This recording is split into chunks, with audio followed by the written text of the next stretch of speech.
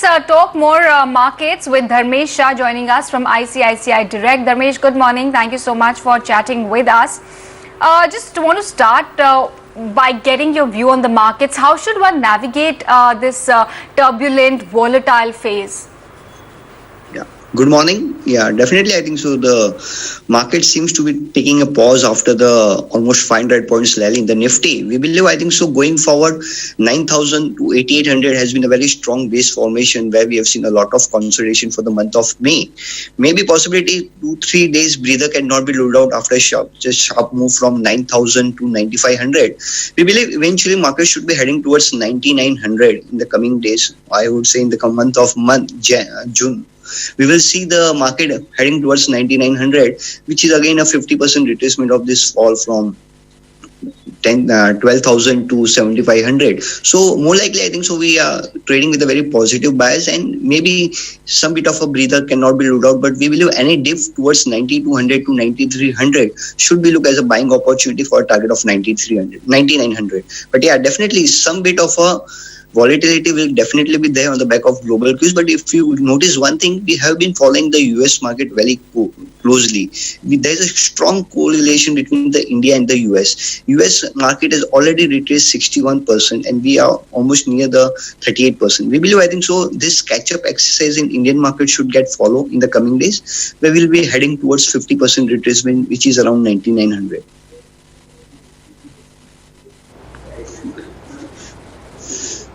Right. Hi, Dharmesh. Good morning. Varun also joining in. That's an interesting observation because the banks did really well in the first couple days, and that's when the US banks like JP and Citi were also up nearly 7-8%. And then just yesterday you had them all falling around 4%, and then today you're seeing weakness in our large private banks as well. So it's really mimicking the US markets. But I was taking a look at your most recent report, and especially your picks, right? Britannia, Sanofi, L&T, Infotech, Syngene, Lal's, Pat Labs. So I want to understand, apart from the relative strength, what are some of the other key indicators in the charts that has led you to take these picks? And from these 7, which would be your 3 favorite?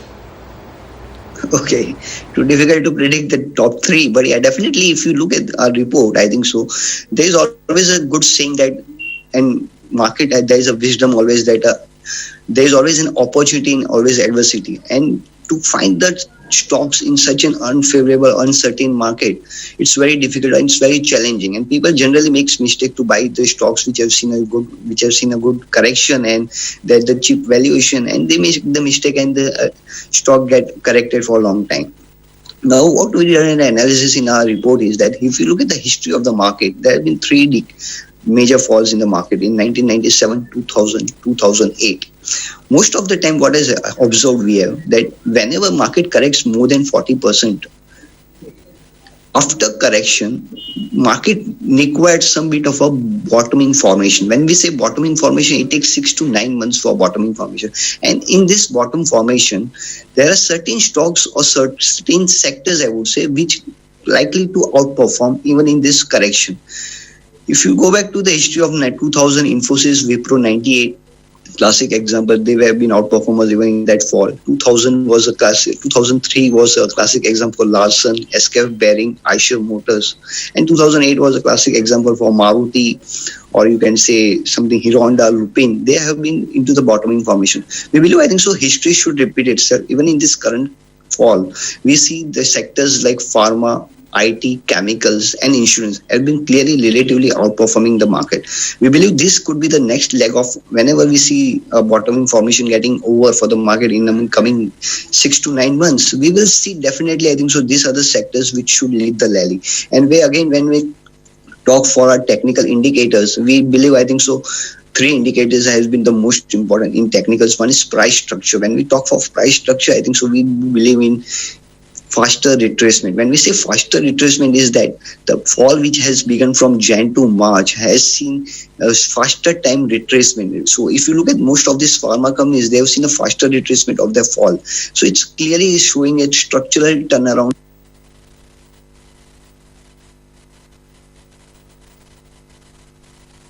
pharma is the one space which we do like. Apart from pharma, we do like relative strength index. Again, when we talk for relative strength index, it's a set of stocks which have been resilient even in this current fall, and they have been clearly outperforming the market. Apart from that, again, a Dow theory, we believe in the Dow theory, where Dow theory again says that trend is your friend, and you should look at for the stocks which are making higher high, higher lows, not on the shorter degree. I am not talking for daily and weekly, but definitely from the quarterly and the yearly perspective. So this again been giving us a confidence that possibility chemicals, MNC pharmas, IT and insurance are more likely to see a clearly outperformance. I would say a double-digit return in the coming years down the line. So one should be focusing more to these stocks where, as you asked me for my top picks, I think so Britannia remains to be a top pick. Britannia, Sanofi, as well as Dr. Lal Path remains to be a top pick among the all seven.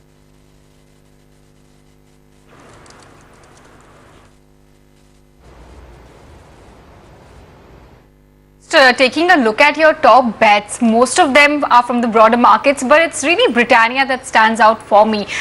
Firstly, if you could talk to us about what makes Britannia an attractive bet at the current juncture, and also do you believe right now is the time to perhaps look at some of these mid and small cap names vis-a-vis the larger caps? I think so. We should be focusing more to the known names first thing, and I think so. The clearly, I think so. We do give importance to fundamentals also, where the balance sheet has been very strong and a decent management pedigree. I think so. These things also do come in our filters when we do go for any recommendations. Yeah, coming to Britannia, I think so. Britannia has registered a falling channel breakout. It has registered, if you join the highs of Britannia, it has been clearly showing a breakout. And apart from breakout, it has also registered a faster retracement of a fall. So clearly a faster retracement, as I said, is something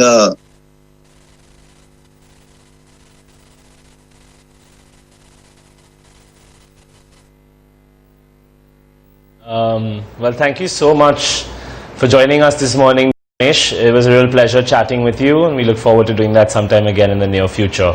But switching gears a bit, earlier this morning, our managing editor